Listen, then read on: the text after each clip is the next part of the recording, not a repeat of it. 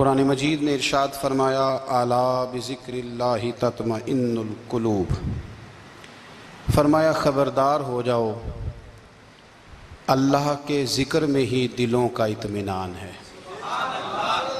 اللہ کے ذکر میں دلوں کا چین ہے۔ لوگ بہت سارا مال، بہت ساری دولت، بہت ساری عقل اور بہت سارا شعور ہونے کے باوجود بے سکون ہیں۔ جس چیز نے زمانے کو تکلیف میں مبتلا کر دیا ہے اور جو چیز ڈھونڈنے سے نہیں ملتی وہ اطمینان ہے، وہ قرار ہے۔ لوگ بھیک مانگتے ہیں، منت کرتے ہیں، دہائی دیتے ہیں کہ کہیں سے سکون کی دولت مل جائے، لیکن وہ میسر نہیں آ رہی۔ بڑے بڑے لوگ ہیں،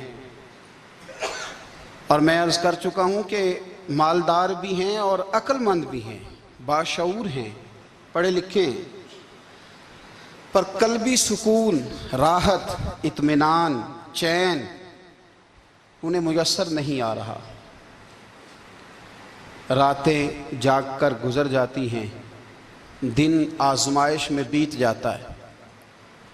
وہ کبھی اس کے لیے ٹھنڈے علاقوں کا سفر کرتے ہیں، کبھی دوستوں کی مجلسوں میں جا کر کے بیٹھتے ہیں، کبھی گھر سے دور اکیلے میں تنہائی میں وقت گزارنے کی کوشش کرتے ہیں، لیکن دولت سکون ناپید ہوتی ہے، میسر نہیں آتی۔ عرش کا رب فرماتا ہے کیوں تو بھٹکتا پھرتا ہے، کیوں دائیں بائیں جاتا ہے، چپ کر کے مسجد آ جا اور لوگوں سے بچ کے تنہائی میں میرا ذکر کر۔ اللہ ملے گا کیا؟ فرمایا اعلیٰ بذکر اللہ تطمئن القلوب، میں تیرے بے چین دل کو چین عطا کر دوں گا۔ وہ تیرا تڑپتا اور پھڑکتا ہوا مزاج، اسے میں سکون کی دولت دوں گا۔ یہ تجھے کہیں اور نہیں ملے گا، یہ میری یاد میں ملے گا۔ یہ چین، قرار، سکون تجھے یہیں میسر آئے گا۔ اطمینان قلبی زندگی کا حسن ہے بھائی، دولت سکون اصل ہے۔ بڑے ٹھنڈے کمرے میں کچھ لوگوں کو نیند نہیں آتی، اور داتا صاحب رحمۃ اللہ علیہ آپ جائیں تو دونوں سڑکوں کے بیچ جو فٹ پاتھ ہے نا، اس پہ بھی کچھ لوگ سوئے ہوتے ہیں۔ ادھر سے بھی گاڑیاں گزرتی ہیں، ادھر سے بھی گاڑیاں گزرتی ہیں، لیکن بس نیند ہے نا، اللہ کا فضل ہے، اس نے دے دی ہے، آنے والوں کو آ گئی ہے۔ اطمینان قلبی، میرا معاشرہ بے سکون ہے، بے قرار ہے۔ مجھے کچھ لوگ کہتے ہیں جی میں آج کل بڑا بور ہو رہا ہوں، تو میں کہتا ہوں یار ہمیں تو ٹائم ہی نہیں ملا آج تک بور ہونے کا، نہیں وقت ہی نہیں اتنا میسر آیا، کون سا ٹائم نکالے جس میں بندہ بور ہو۔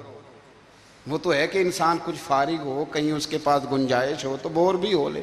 کیسے بور ہو لیتے ہو؟ یہ کیا ہوتا ہے بور ہونا؟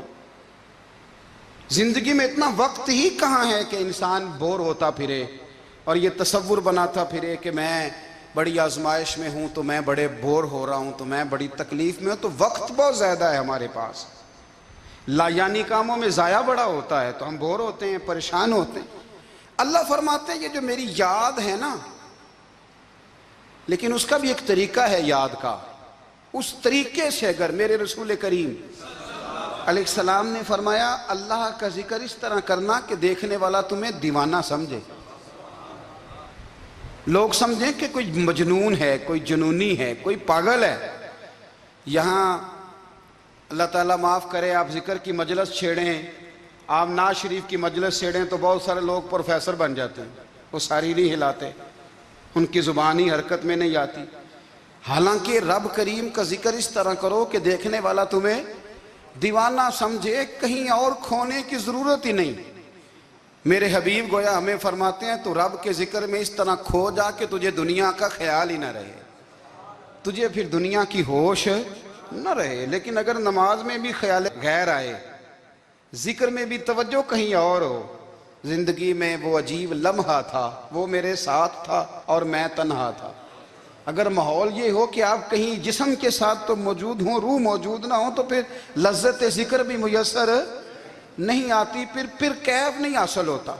یاد رکھیں کہ اس طرح کھو کے رب کی یاد کہاں سے کیف آئے گا؟ الجھ ہی پڑا گئے ہیں، وہ مستی، وہ سرور، وہ کیف جو اللہ کے ذکر میں ہوتا تھا، جو کبھی مرشد کامل کے سامنے بیٹھ کر لوگ اللہ اللہ کرتے تھے تو لگتا یہ تھا کہ یہ یہاں ہیں ہی نہیں، یہ تو کہیں اور چلے گئے ہیں، یہاں موجود ہی نہیں۔ لیکن اب وہ موج نہیں، وہ شوق نہیں، وہ درد نہیں، وہ ذیل نہیں۔ اقبال تڑپ کے کہا کرتے تھے خیرت کی گتھیاں سلجھا چکا ہوں، یا رب مجھے صاحب جنوں کر دے، اللہ مہربانی فرما، وہ کیفیت دے، وہ سرور دے۔ زندگی میں اگر اطمینان چاہتے ہو تو کبھی کبھی سب کچھ بھول کے نا تو مست ہو جایا کرو رب کی یاد میں۔ کبھی کبھی چھوڑ دیں دنیا، چھوڑیں یار موبائل، کسی وقت کریں اس کو بند، چھوڑیں اس بات کا خیال کہ فلانے نے سلوٹ کیا ہے کہ نہیں کی، چھوڑیں۔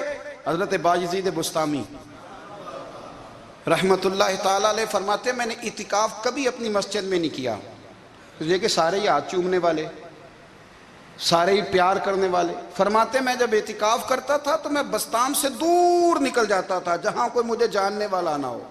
اٹھ بلیا چل اوتھے وسیے جتھے وس دینی سارے ینے، نہ کوئی ساڈی ذات پچھانے تے نہ کوئی سانو مننے، چل ادھر چلیں۔ اٹھ بلیا چل اوتھے وسیے جتھے وس دینی سارے ہی انے، نہ کوئی ساڈی ذات پچھانے تے نہ کوئی سانو۔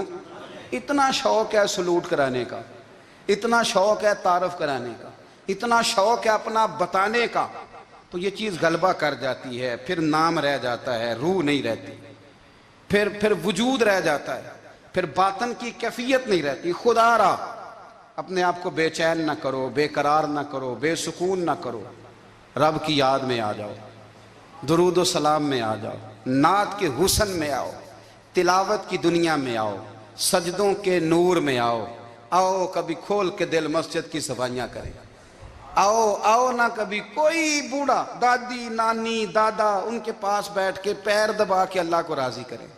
یہ کیف والی جگہ ہیں، یہ سرور والی جگہ۔ اتنی بے چین ہماری زندگی ہے، بے قرار ہے، تڑپتے ہوئے لوگ، لڑتے ہوئے لوگ، ایسے لگتا ہے ابھی ایک دوسرے کا گریبان تھام لیں گے، بے قرار بے چین۔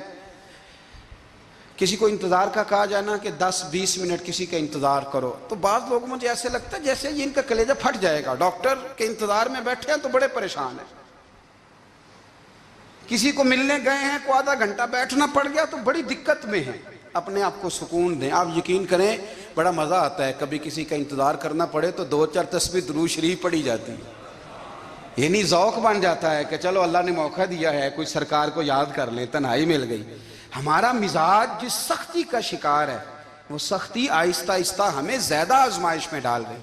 تو میرے بھائی زندگی میں اطمینان حسن ہے، اور وہ سب سے زیادہ اللہ کی یاد میں ملتا ہے، وہ سب سے زیادہ رب کریم کے ذکر میں۔ سب سے زیادہ جو چاہتا ہے نا دل ٹھنڈا رہے، زبان میٹھی رہے، وہ مدینے والے محبوب پہ درود و سلام پڑھا کرے، وہ حضور پہ درود و سلام پڑھا کرے، زبان میٹھی رہے گی۔ میرا ذاتی تجربہ ہے کہ جو آدمی اپنے اخلاق سنوارنا چاہے وہ حضور پہ درود شریف پڑھے، جو اپنے اخلاق سنوارنا چاہے، طبیعت کو ٹھنڈا رکھنا چاہے، وہ درود شریف پڑھے، اس کا دل سکون میں آئے گا۔